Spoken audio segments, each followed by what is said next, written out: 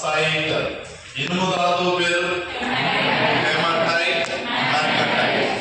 Manganese ధాతువు పేరు pyrolusite. Okay, aluminium ధాతువు పేరు ఏంటి? ఇనుము ధాతువు పేరు hematite magnetite. Uranium thorium monazite. Tin stone. Manganese